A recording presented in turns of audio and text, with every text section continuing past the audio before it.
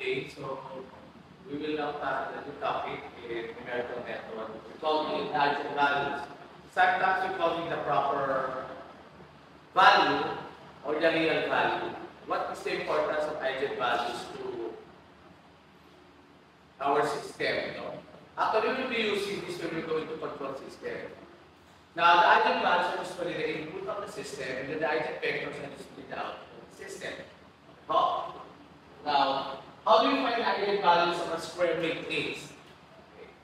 Now, all we have to do is, for example, we have here a 2 by 2 matrix. So, number 1, A is equal to 1, 1, negative 2, and 4. Okay. Now, we will put your lambda in minus A. And then we equate this to 0. So, ano ibig sabihin nito? Lahat ng main diagonal na natin, lalagyan natin ng lambda. Tapos, yung wala sa main diagonal will be the opposite side. So, for example, this is the main diagonal.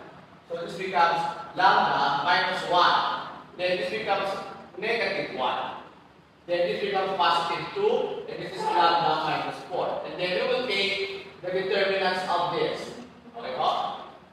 This is a 2 by 2, so this is simply lambda minus 1 multiplied by lambda minus 4, and then minus your 2 multiplied by negative 1. Then we will equate this to 0. So this will give us lambda squared minus 5 lambda plus 4. Then it becomes plus 2. This is equal to 0. Or we will be having lambda squared minus 5 lambda plus 6 is equal to 0. Now we call this as your characteristic equation. And then from that equation, we will solve the value of lambda. Anyway, you have your calculators. So, open calculator naman tayo now. We can factor this into 2. So, we'll be having lambda minus 3 and lambda minus 2. And this is equal to 0. So, therefore, we have lambda 1 is equal to 3 and your lambda 2 is equal to So, ang tawag dito, proper values or your eigenvalues. Now, paano kung may repeated? Pag may repeated mo, we'll only consider one value. Kaya may po natin yun. So, pag nakuha na po natin ito, these are your eigenvalues. Now, how do we find the eigenvectors? So, ang gagawin po natin, papalitan natin from this one, papalitan natin ng value. Nung kunyari pala natin yung lambda is equal to, lambda 1 is equal to your 3. So, ang mangyayari po dito, yung A natin will become 3 minus 1, 2. And this becomes minus 1. This is 2. Then, 3 minus 4 is also negative 1. Then, we will multiply this into 2 vector, x1 and x2. Then, we will equate this to 0. Then, as you notice, we will be having one equation, pareho lang po siya. So, this becomes 2x1 minus x2 is equal to 0. This is equation 1. Ito yung pangalawa naman din. 2x1 minus x2 is equal to 0. Okay, paano natin masasolve yung value ng x1 and x2? Sabi ko sa rule, one of them should be a unity. Sabi mo ng unity, a value of 1. So, kahit ano yung gamitin mo dito, for example, I will assign A, x sub 1 is equal to 1. So, kung kukunin ko dahil pareho yan ng mga equation na yan, so ang mangyayari ko dito, 2 times 1 minus x2 is equal to 0. Therefore, yung x2 is equal to 2. Tama po? Ganun din naman yung mangyayari dito, x2 is equal to 2. Tama po ba? So, ang mangyayari ko, therefore, when lambda is equal to 3, so lalagay ko natin dito 3. Tapos po, ang x sub 1 niya, 1. Ang x sub 2 niya, 2. O, ito po siya. Or, pwede rin naman baliktad. Kasi dapat po, honestly, dapat yung wala ang pinakamataas doon sa unit vector. So, ibig sabihin, dapat ang lalagay ko dito, yung x sub 2 is equal to 1. So, ang x sub 2 po pag equal to 1, we have 2x1 minus 1 is equal to 0. Or x sub 1 is equal to 1 half. Tama po? So, dapat po, or, this is actually 3 times ito po, 1/2, tapos ito 1. Okay. Mas proper po ito kaysa dito. Kasi dapat daw, meron lang 1 tapos yung iba should be less than 1 or not greater than 1. Paano nangyari ito? Actually, pag dinivide ito ng 2, 1/2, dinivide ito ng 2, 1. So, pwede itong dalawa na ito ang sagot, pero mas proper kung ito yung sagot natin. Dapat ito, yung unity natin, ibang kasama niya, less than 1. Okay? Including the side. So, tapos na po tayo. How about if lambda 2 is equal to your 2? So, papalitan ko ulit dito, gagawin ko yung lambda. So, yung 8 ko magiging 2 minus 1, 1. Kasi ito, negative 1. Tapos ito po 2. Tapos, 2 minus 4, negative 2. Then, multiply ulit natin ito sa dalawa. x1 and x2, then we equal to 0. So we have x of 1 minus x of 2 is equal to 0. Equation 1. Ayan mo yun ha. Minultiply lang po natin. Pangalawa po, we have 2x1 minus 2x2 is also equal to 0. And notice, equation 1 and equation 2 are the same. So lalagyan natin. If x of 1 is equal to 1, so therefore, for equation 1, x of 2 is also equal to 1. Tama po? Tama po ba? So, kahit lang natin lagi gano'n. So, therefore, yung isang aking when lambda is equal to 2, ang magiging sagot ko po 2 tapos dito po 1, 1. Tama po? O, yan po yung sagot. Okay? So, para maintindihan natin, punta tayo sa 3 by 3. Now, pag mga kami po yung size na magpo-format po, medyo mahaba na po yan. Kasi kakailangan natin expansion dahil ituloy natin yung determinants. So, titignan lang natin, no? Hanggang 3 by 3 tayo lang natin kung paano masasolve yung mga eigenvalues. Na hindi ko laging ano ha, whole number yung sagot dyan ha. Sometimes hindi whole number yung sagot dyan. Anyway, you have your calculator. So, you can solve for the value of lambda. Diba? So, kaya natin yung calculator natin yung tingari. So, punta tayo sa problem number 2.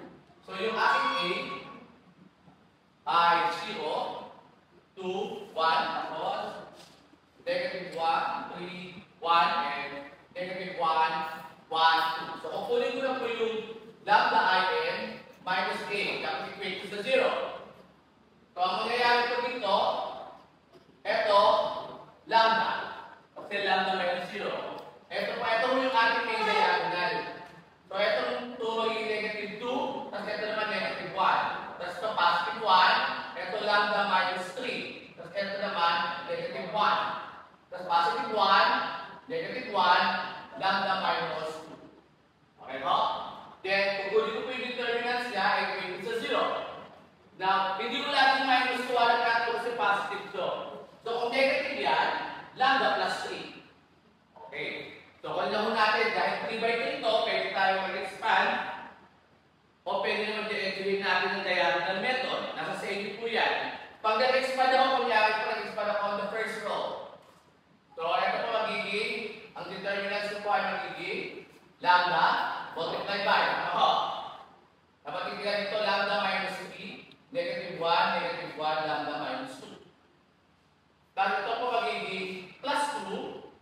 Tapos, ang titignan dito, 1, negative 1, 1, lambda minus 2. Ano po? Tapos, ito po is still negative 1. Tapos, ang titignan dito, 1, lambda minus 3, 1, negative 1. Okay po? Kaya kung gusto nyo naman ng diagonal method, nasa sa inyo po yan. So, kunin po natin yung value ng determinants. So, therefore, this will be lambda multiplied by ito po ay, pag minultiply ito magiging lambda squared minus 5 lambda plus 6. Tama po? Lambda squared minus 5 lambda plus 6. Kasi ito magiging minus 1 pa rin. Kasi positive 1, that's minus 1. Ito naman magiging plus 2. Let's multiply it. This becomes lambda minus 2. Kasi ito po magiging plus 1. Ayan po. Then ito minus 1, tapos ito po ay negative 1, tapos ito po ay magiging minus lambda plus 3. Then we equate this to 0. Ayan po yun ha. Negative 1, ito po magiging negative lambda, ito magiging positive 3. Okay, simplify na po natin. Dapat pahinga tayo. Dahil pag mali po yung ating equation, Manila yung magiging lambda natin. So this becomes lambda cube minus 5 lambda squared. Positive 6 minus 1 is positive 5 multiplied by this is positive 5 lambda. Tapos ito po magiging plus 2 lambda. Negative 2 plus 1 is negative 1 multiplied by 2 is negative 2. Okay po? Then minus negative lambda there by this becomes plus lambda. Tapos negative 1 plus 3 is positive 2 times negative 1 is negative 2. Then equates to 0. So we will be having lambda cube, the negative 5 lambda square, positive 5, 2 plus 2, 3 plus this one is 8 lambda, 7, 8. The negative 2 and negative 2 is minus 4 equal to 0. Ito na po yung characteristic equation natin. May calculator po tayo. Paki-control, ano mga value ng lambda ko? So dapat tatlo rin to. Kasi tatlo yung cube ka. Wow. Ano lalabas ba?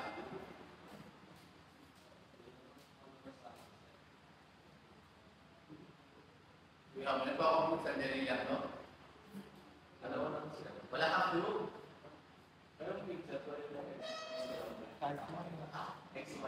Dalawa lang. Dalawa lang lalabas ba yung clue? Tama. Lalabas mo sa calculator nyo, 1 and 2. Dalawa lang po yung lalabas. Ibig sabihin, isa sa kanila, repeated. Kaya dalawa lang yung lalabas. Paano malalaman kung yung 1 or 2 yung repeated? Tinalaman yung last term. 4. O, di dapat meron 2 tsaka 2.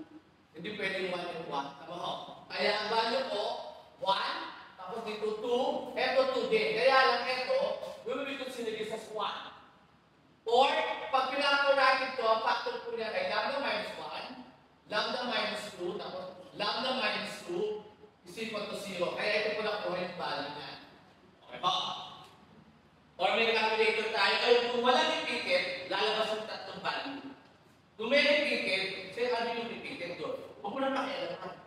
Kung ano yung repeated doon kasi, consider ko lang na isa yung repeated. Kaya nang lumabas doon 1 and 2, hindi gagamitin ko itong 1 and 2. Okay ba? So, pag ginamit ko lambda is equal to 1, ano lang ang mangyayari dito sa ano ko? Ito ho. Ito magiging 1, negative 2, negative 1. 1, tapos 1 minus 3, negative 2, tapos negative 1. Tapos ito 1, negative 1, 1 minus 2 is also negative 1. Tapos multiply ko ito ng tatlong vector, kasi 3 by 3. Then equate mo sa 0. Okay. Ano yung unang equation ko? Ayun po. X sub 1 minus 2x2 minus x3 is equal to 0. Equation number 1. Maintindihan po. Equation number 2, parehas lang po, mapapansin nyo. Yan yung equation number 2. At parehas po yung 1 and 2. Pero yung equation number 3 ay magiging x1 minus x2 minus x3 is equal to 0. Yan. Okay. Para masolve ka agad ito, nasa sa inyo po kung anong gusto nyo gawin yung 1 sa kanilang tatlo. Yung x1 ba, yung x2 ba, yung x3 ba, nasa sa inyo po yan. So, kunyari po, I will assume if x sub 1 is equal to 1. Dahil pareho itong dalawa na to, ito na lang gagamitin ko itong dalawa na to. So, kung ang x sub 1 to 1, magiging 1 minus 2x2 minus x3 is equal to 0. Tama po? Or, ang una kong equation magiging 2x2 plus x3 is equal to 1. Equation number 4. Tama ba? Kasi lalagay ko doon capacity. Okay po? Tapos ito naman ginawa ko 1. Ito naman magiging 1 minus x2 minus x3 is equal to 0. So, pag nilagay ko doon, meron akong x2 plus x3 is equal to 0. Equation number 5. So, 2 equation to 1 mo. Pag sinubtract ko sila, equation 4 minus equation 5, so 2x2 minus x2 will be x sub 2. Tama ho? Tapos, x sub 3 minus x sub 3 is 0. Therefore, x sub 2 is equal to 1 minus 0, 1. Tama ho? Ay, sorry. x2 plus s is equal to 1 yung dito. Tama ko ba? X is equal to 1. Kaya mangyayari dito, 1 minus 1, x2 is equal to 0.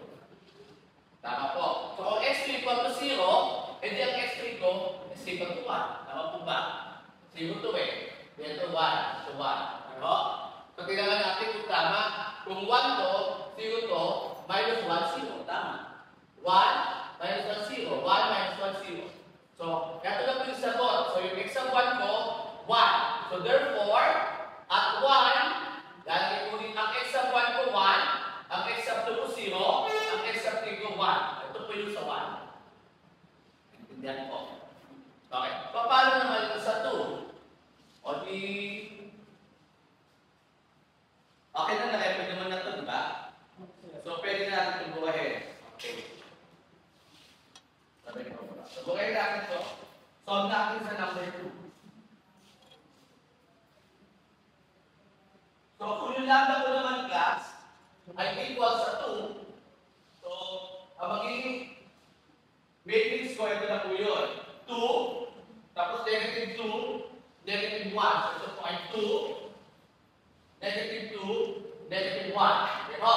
Tapos ito 1, 2 minus 3 is negative 1. So, 1, negative 1, negative 1. So, 1, negative 1, negative 1. And the last one, we have 1, negative 1 is 2, minus 2 is 0. So, we have here 1, negative 1, 0. Multiply ko sa tatlong vector, then we equate this to 0. So, yung equation 1 ko will be 2x1 minus 2x2 minus x3 is equal to 0. Equation number 1. Ang equation number 2 ko, x1 minus x2 minus x3 is equal to 0. And equation number 3 is x1 minus x2 is equal to 0. Equation number 3. Now, notice equation 1 and so, we will be having here. Kita natin sa equation 3 that x of 1 is equal to x of 2. Tama po. Dapat pag sinabi ko yung x of 1 is equal to 1, masusolve ko yung x of 3. Kasi yung x of 1 ko at x of 2 equal. So, pwede kong gamitin kahit ano dito. So, pag ginamit ko yung una, 2 minus 2, kasi 1 yan, 1. 1 din yung x2. 2 minus 2 minus x of 3 is equal to 0. Therefore, x3 is 0. Pag ginamit ko dito, ganun din. x1, 1, minus 1, 0. So, ang x equals 0 din. So, may sagot na ako. So, sa 2, ang x of 1 ko 1, ang x of 2 ko 1, ang x of 3 ko 0. Ulit ko yan. Ngayon, class, kunyari may sumobra, 1 to 2 yun. Tapos, eto mas mataas pa sa 1. Hindi-depende sa lahat, doon sa may pinakamataas. Para ang mataas na value, 1. So, example lang ha, kunyari ko, meron lang eigenvalue ng 3, kasi ito ay 1, ito 4, ito negative 3. Yan, ganyan lumabas. Kasi nag-data ko na x of 1 3 to 1. Yan, ganyan. Pwede na kung sagot niya, kaya lang mas maganda kung ang sagot mo 3, kasi ito yung pinakamataas, hindi pwede sila lahat ng 4. Kaya ito 1, 4, ito 1, ito negative 3, 4. Hindi yan po. Ganun po. Okay? Ayun. Punta tayo sa problem number 3. Kasi sabi ko, hindi lahat perfect yung pagkakakuha ng eigenvalue. Pwede may mga decimal. Punta tayo sa number 3. Dito tayo ha. Problem number 3. So, ito na po yung mangyayari na kasi yung lambda minus 1, tapos ito po yung 0, and so on. Okay. Pag ginamitan po natin yung first row, so yung lambda minus 1, ito po yung matitira. Lambda minus 2, 2, lambda minus 5, and minus 2, 2, 2, 0 to 5. Then, by multiplying lambda minus 1, ito po ay magiging lambda squared minus 30 lambda plus 40 minus 4. At ito naman minus 2, 2 lambda minus 10. This becomes lambda cube minus 20 lambda squared plus 26 lambda minus lambda squared minus 20 lambda plus 26 minus 4 lambda minus plus 20. So, ito po yung characteristic equation natin na lalabas. No? So, bahala po kayo paano nyo kukunin yung determinant. Tapos ito po, yung zero calculator ay lumabas ng tatlong lambda at lahat po sila real. So, pag may complex po, hindi natin isasama. Then, pag ginamit po natin po ng lambda, this becomes the equation. No? So, ito po mangyayari, yung 9.388 minus 1, ito po siya. Ito yung lambda minus 8, ito po siya. Ito po yung lambda minus 5. Tapos yung iba as is. So, pag tignan po natin equation, x1, x2, ito po siya. Ito yung equation number 2, ito yung equation number 3. Then, if we let x2 is equal to 1 for equation number 1, masasolve natin x1. Then, yung sa equation 3, masusunod naman natin yung x3. Tapos ito po yung lalabas. At 9.34789, oh sorry, at 9.38835, 9.38835 po ito. Ito po yung x sub 1 ko. So natin yung x sub 2 ko nilagyan ng 1, ito yung x sub 3 ko. At hindi ko na po siya papalitan kasi yung 1 yung pinaka-highest. Pag ito naman ginamit natin second rule, so ito po yung lambda minus 1, ito yung lambda minus 8, ito yung lambda minus 5. So subtract lang natin. Then, multiply natin with the Heavenly equations. And as you notice, equation 1 and equation 2, we have x sub 2 in terms of x1 and x3. So if we let x1 get equal to 1, ito po yung lalabas na value ng x1, ito yung lalabas na value ng x2, ay ng x3. Tapos po, ito, x1, ito yung x2 ko, 1, ito yung x3 ko. At pansin yung class, may mas mataas na value. So, mas maganda kung ito yung gagawin itong 1. So, pag ginawa ko 1 to, lahat ko ito yung divide ko ng 2.5248. Ito po yung lalabas. So, yun yung sa second. No lambda. Pangatlong lambda, at 4.40514, so ito yung lambda minus 1, ito yung lambda minus 8, ito yung lambda minus 5. The same method, yung first equation of this one, the second equation, 2x1 minus 4 plus 2x3, ito 2x2 minus, then if I will let x2 again equal to 1, mabusog ko yung value ng x1 from equation 1, masusunod ko yung value ng x3 from equation 2. At pag napansin yung class, mas mataas yung value ng x of 1 sa 1, so i-divide ko lahat ng 3.36, ito na yung magiging value. Ito yung eigenvector ko. So pag may mas mataas sa 1, dapat i-diminish natin, no? I-divide lang natin sa highest value. So ganun po yun. So pag sinamalize natin, paano po yung eigenvalue? Una, ito po yung formula, no? Yung lambda in minus a. Kukunin ko po, kung i-determine ko sa 0. So lahat po, na may diagonal na yan, papalitan ko na, ito lambda minus 1, ito lambda minus 4, at ito negative 1, positive 2. So same with that. Pagkatapos po, kukunin ko yung kanyang determinants, 3/3 lang yan. Mahala mo kayo kung gusto yung mag-expand o kung gusto gamitin yung diagonal method. Then if we equate to 0, mag-cube yan, malalaman natin yung sa, ito importante din, no? Ito. Pag nagkamali ka ng pagkuha ng equation mo, mali nga yung mga lambda mo siya. Be careful. So, masasolve naman natin nga using your calculator. Tapos po, papalitan na natin yung mga lambda natin. Lalagay natin yung mga eigenvalue. Then we will be having equation. Again, you can let any of them equal to 1. So, check yung equation nyo. Kung saan mas maganda. Pwede yung x sub 1 yung 1, x sub 2, yung x sub 3. It doesn't matter. Tapos pag may lumabas ko na more than 1 doon sa eigenvector, ang gagawin ko lang katulad nito, i-divide ko lang lahat sila ng highest value. Baka lalabas dito yung 1, yung iba magiging less than 1. O, ganun po siya. Pero, ngayon, ganito na tawag tayo susunod yung power method sa inverse power method. Yung power method class, ginagamit niya para masolve natin yung highest, no, eigenvalue regardless of the sign.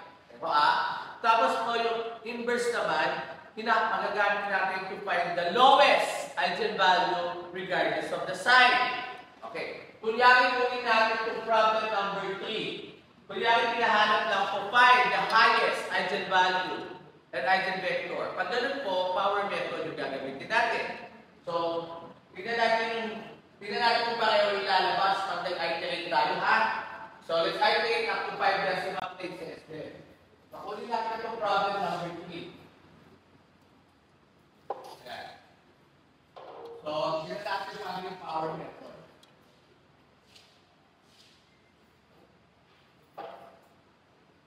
That's the power method pag highest eigenvalue. Okay, so kunin natin itong matrix A. 1, negative 2, 0, negative 2, 8, negative 2, and 0, negative 2, 5. Ayan po siya. Ito tingnan natin yung parehas na lalabas na highest eigenvalue.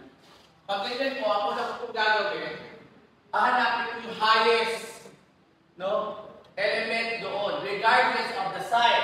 So, makikita natin ito yung highest element. Tama po, yung A. Okay. Kaya una kong gagawin, yung matrix na yan, yung 1, negative 2, 0, negative 2, 8, negative 2, 0, negative 2, 5. I-multiply ko sa vector. Okay. Kung nasa yung highest, kung nasa first row siya, yung 1 mo nasa first row. Kung nasa second row siya, nasa second row yung 1 mo. Yung 8 natin, nasa second row. Kaya 0 dito, 1, 0. Kaya nasa second row yung 1 ko. Kung yung highest value ko, nasa first row, yung 1 ko nandito dito, 1, 0, 0. Kung nandito yung highest value, 0, 0, 1. Ano? I-multiply ko po yan. At pag pinultiply ko yan, yung mga multiply calculator, so ito, 0. Ito lang yung magtitira, yung nasa, yan, yung magtitira. Kasi 0, negative 2, 0. Kaya pa sa ito negative 2. Tama po? Tapos ito, okay. 0, 8, 0. Kaya ito 8. Kasi ito, 0, negative 2, 0. Kaya yung matitira. O matitira, yung column kung nasaan yung highest value. Ito po yun. Pagkatapos po niya, ipapactor ko yung highest. 8. Ito. Di-divide ko ng 8 yung dalawa. So, negative 2 divided by 8 is negative 0.25 or 1/4. Tama? Tapos ito 1. Tapos ito negative 0.25 din. Okay, naiintindihan na? Okay, ulitin natin.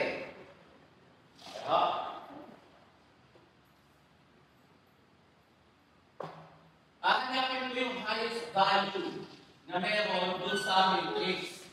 Tapos po, i-multiply ko siya ng vector na may 1, dalawa 0. Bakit nandito yung 1? Kasi nasa second row, actually nasa second column.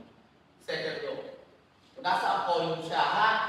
Kung nilagay dito siya sa third column, 0, 0, 1. Kasi pag multiply ko pa ganun. Okay ho? Okay ho?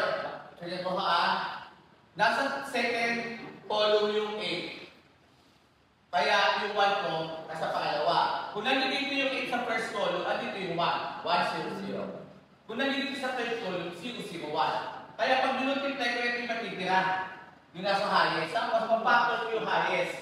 Pag pinactor yung highest, ito magiging 1. Tapos itong dalawa yung divide din ng 8. So, 1/4, 1/4, negative 0.25. Okay ba? Tapos diretso po tayo ng next 8. Hanggang mag-repeat siya approximately. Ano yung sabihin? Ito po, i-multiply ko ulit dito sa matrix na yan. So, ang mangyayari ko para dito tayo makita natin. Ito 1, negative 2, 0, negative 2, 8, negative 2, 0, negative 2, 5. I-multiply ko siya dun sa negative 0.25, 1, at saka negative 0.25. Okay, ito hoy. Pag ito class, nag-repeat dapat yung eigenvector, eigenvalue, we have to stop. Okay, no? Pag multiply ko yan, ito yan 1 times negative 0.25, negative 2 times 1, then 0, so this becomes negative 2.25. Okay ho? I hope you know how to multiply. Negative 0.25 times 2, negative 2.25, 0 yan. Kasi ito po, negative 2 by negative 0.25 is 0.5. Plus 8 is 8.5. Tapos, plus 0.5 again is 9. Okay po? Calculator is sa 0, negative 2, tapos ito is 2. Kami na. So, kung mawagpipilay lang po tayo ha. So, ito 0, ito negative 2. So, we have negative 2, tapos ito dalawa, minus 5 multiplied by 0.25. Ito ay negative 3.25. Tapos po, ipapakta ulit natin yung highest. Yung highest dito, 9. Okay, hindi divide sila lahat ng 9. So, 2.25 divide ng 9 will be negative 0.25 siya. Tapos, ito syempre magiging 1. Lagi pong may 1. No, bakit lagi may 1? Kasi yun nga yung divide natin. Ito naman, negative 3.25 divided by 9. So, lalabas po dyan, negative 0.36111 in 5 decimal places. Okay. So, ito A, naging 9 na. Ito 0.25, ito 1. Okay na yung dalawa, pero ito hindi pa ako okay. So, we have to continue. So, itong matrix na mo, multiply ko ng panibagong unit. Ito 0.25, ito 1, ito negative 0.36111. Okay. So, multiply ko ulit. Alam niyo naman mag-multiply ko. Negative 0.25 Tapos minus 2. So ito ay negative. Ito lalabas negative 2.25 again. Kasi ito po yan, 1 times this. Tapos ito. Tapos 0. Tapos ito naman negative 2. By that is 0.5. Then plus 8. Plus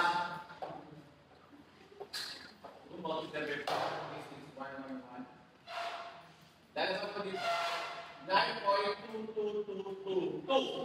I hope you know how to multiply. Ito po yun. Negative 2, 8, negative 2. Tapos yung huli, yun po, saka ito, negative 2 sa kayo. So, negative 3.25 pa din. Sorry. Pwede pala. Negative 2, ito naman tayo.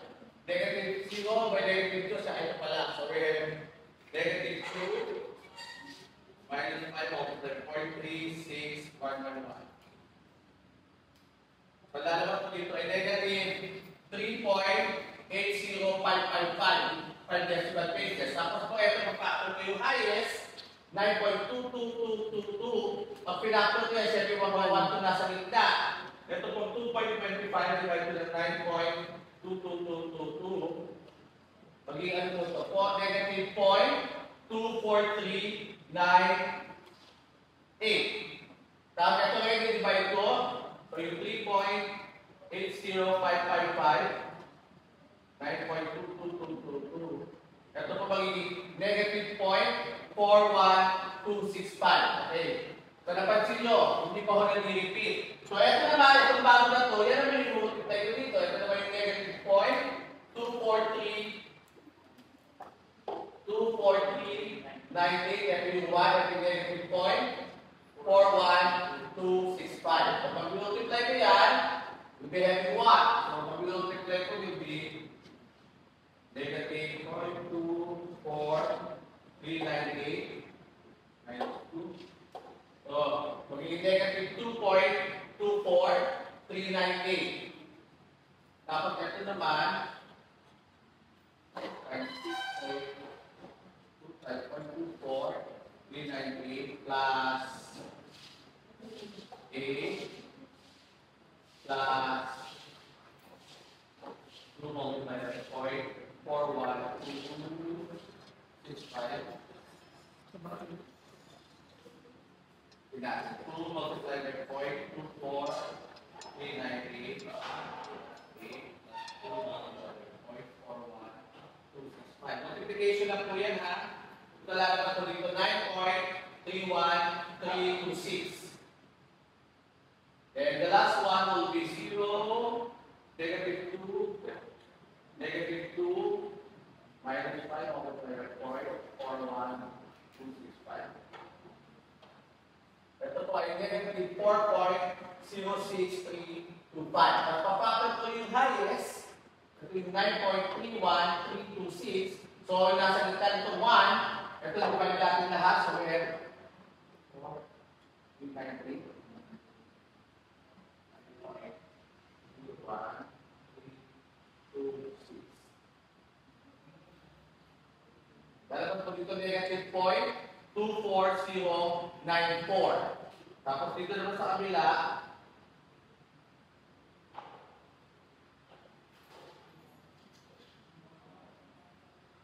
negative 0.43629. Yan po yung lalabas.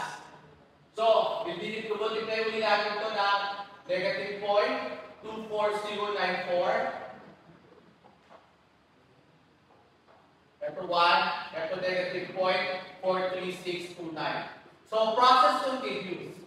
Hanggang mag-repeat po yan. At papapansin nyo class, mag-repeat yan approximately dito sa equation na yan, kasi ito po yung lalabas na eigenvector. So, i-continue nyo po yan. At papapansin nyo mag-repeat po yan. Ito magiging 9.38835 approximately. Tapos po, lalabas po dito na eigenvalue, mag-repeat yung negative 0.23843. Tapos ito yung value ng negative 0.45575. So, paki-diretso po yan. Makikita yung mag-repeat na ganyan. So, pag nag-repeat po, ito na po yung sagot. Okay po? Okay. Paano naman yung inverse power? Yung inverse power naman class, kinukuha na yung lowest eigenvalue. Okay. Pareho lang sila ng method. Okay, the only difference is, so, kunyari, kanahanap mo, no? Inverse power card. So, inverse power. Yeah. The inverse power method naman, this is the lowest eigenvalue. So, kung yung A ko class ay 1, negative 2, 0, negative 2, 8, negative 2, 0, negative 2, 5, hindi po yan yung i-iterate ko. Kukunin ko muna yung inverse niya, kaya nga inverse. Okay po? Huwag niyo kong gagamitin yung inverse na operation kasi malilito kayo makamalito kayo. So, mag-fraction ho tayo mga minor. Pag kinuha po natin yan, yung inverse dyan, no? Ang lalabas po dyan, ang una po yung determinants niya. Ang determinants po dyan ay 16. Yan po yung lalabas. Tapos, kukunin ko yung mga minors. Okay? So, ang lalabas po, yung inverse niya ay 1 over 16. Tapos yung mga minors na magiging 36, 10, 4, 10, 5, 2, 4, 2, 4. Ayan po yung lalabas. So, kukunin ko muna yung inverse. Huwag kong i-divide ha. Kasi malilito ka later on pag i-divide mo. So, ito yung, di ba? Ito yung adjoint over determinants. Di ba po ito ay adjoint over determinants of A. So, ito po yung adjoint natin. Pagpiluhan natin. Ito yung determinants natin. So, yan po yung lalabas. Okay, ho? Pag nakuha ko na yung, kaya mas pinili ako yung inverse. Kasi pag inverse, kukunin ko talaga yung inverse na muna. Hindi katulad dito, power method, diretso na ako. Okay, ho? So, dito kinuha ko muna yung inverse. Pag nakuha ko po yung inverse, same method po ang gagawin ko. No?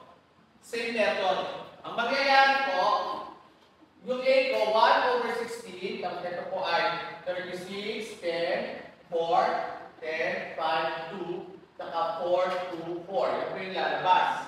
So, kukunin ko po yung highest. Kasi yung highest nasa first row. Nasa first column. Kaya i-multiply ko ito na 1, 0, 0. Okay po? Pag i-multiply ko yung 1 over 0, magiging 1 over 16. Nandun lang yun. Tapos, siyempre po lalabas dito yung 36, 10, tsaka 4. Okay po? So, ganun din yung method. Wala akong pinagkaiba. Ang pinagkaiba lang, kukunin ko muna yung inverse. Tapos po, ang highest ko po yung 36. Okay po? Ito yung highest ko yung 36. Nasa first column siya. Kaya yung 1 ko nasa first. Dito pag ang highest nasa second, yung 1 ko na dito. Pag nasa third doon. So pag nakuha ko na yan, kukunin ko yung highest. Ito magiging 36 over 16. Kasi may 16 doon. Ito po magiging 1. Kasi dinivide ko ng 36. Tama? Tapos yung 10, pag dinivide ko ng 36, so 10 divided by 36, lalabas ko dito yung 0.27778 in 5 decimal places. Tapos yung 4 naman, 4 divided by 36, na lalabas po ay 0.11111. Ayan po yun. Okay. So, ang mangyayari, yung same dito, i-multiply ko ng panibago, ito po. Yung 1, tapos 0.27778, at saka yung 0.11111. So, magkakaroon ulit ito ng 1 over 16, tapos yung i-multiply ko. The same manner. Kapag i-multiply ko yan, 36, tinahan natin, 36. Then, plus 10 multiplied by 0.27778 plus 4 multiplied by 0.11111. So, lalabas ko dito, 39.22224. Tapos yung pangalawa ko ay 10 tapos plus 5 multiplied by 0.27778 plus 2 multiplied by 0.11111. Dito naman po ay 11.61111. Yung dulo naman, ito huwag multiply na natin, 4. Tapos po plus 2 multiplied by 0.27778. Then plus 4 multiplied by 0.11111. Lalabas ko dito ay 4.9 o simplify approximately. Tapos ipa-factor ko yung highest. So ito 39.22224 over 16. So ito magiging 1. Ito di-divide ko ulit ng 11.61111. I-divide ko ng 39.22224. Lalabas po dito ay 0.29603. Dito naman 5 divided by 39.22224 will be 0.12748 in 5 decimal places. Tapos po itong bago na yan, yan naman yung multiply ko dito. 1.29603 tsaka 0.12748. And then the process continue until it repeats. Pag nag-repeat po yan, approximately ganito po yung lalabas pag nag-repeat siya. So, bilalabas po dito ang value na 2.4683 for decimal places. Ito po 1, 0.2974, 0.1295. Hindi pa po yan yung sagot.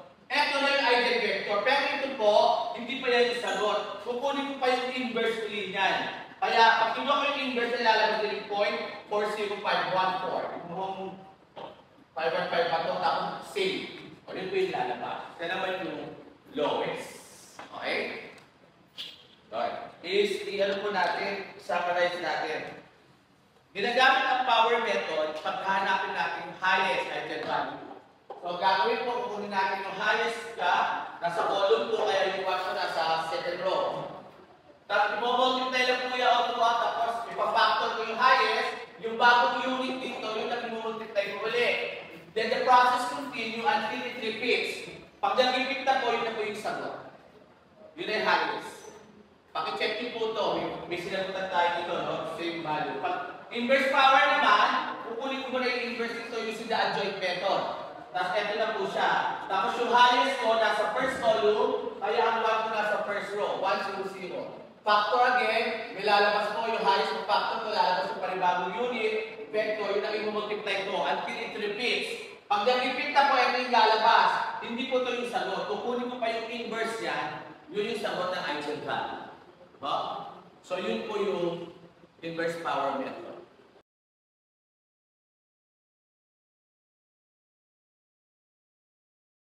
Okay.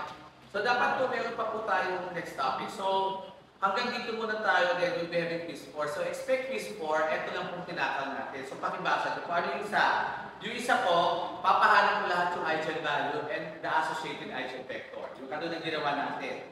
Tapos yung isa po, either you'll be using the power method or the inverse power. However, ang pangit ko sa inverse power tayo, yung mahaba. Ang gagawin ko po, pag nagpa-power method ako, pag nagpa-inverse power ako, ilalagay ko na po itong inverse siya, para hindi na kayo maghahanap. Natalagay ko, if the inverse of the matrix is this, find the least eigenvalue. Tama ko. Para dire-diretso na po yung pag-iterate ninyo. Okay ho? So, expect we'll be publishing the next quiz kung kailan po.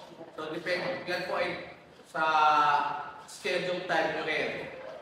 Okay po. So, wala po tayo the last week of November kasi po may sa IIA kami. So, expect the first week of December yung quiz 4. So, yung section A, section B, it will be on Monday. Yung section A will be on Tuesday. Then yung section C will be on Thursday of the first week. Tapos the following week, finals. And we will, I will just announce the finals during quiz number 4 kung kailan. Kasi dapat po sabay-sabay kayo. Quiz or dalawang section in the morning, dalawang section in the afternoon. Dapat sabay-sabay kayo, tatlong section lang naman kayo eh. Pero yung echo natin siguro, dalawa-dalawa. So, ganun po yung mangyayari. Gusto ko ba dagdagan to, eh baka may hirapan kayo. So, sa quiz 4, pwede kayo bumawi kasi ang i-review nyo lang, yung tinakaw natin, may calculator naman kayo, bago naman kayo ng determinant. Madali lang yung number 1. Yung number 2, pag-power method, pag-aralan po natin po, multiply lang po yan, and so forth. No? So, continue nyo yan. So, expect, dalawang problem lang po. Isang direct method, yung papahanap lahat, isang either yung galing power method or the inverse power method. No? Or siguro, baka mag-power method na lang ako para wala nang problema sa inverse power. Okay, ho? So, that's all for today. So, see you first week of December for your quiz number 4. Thank you.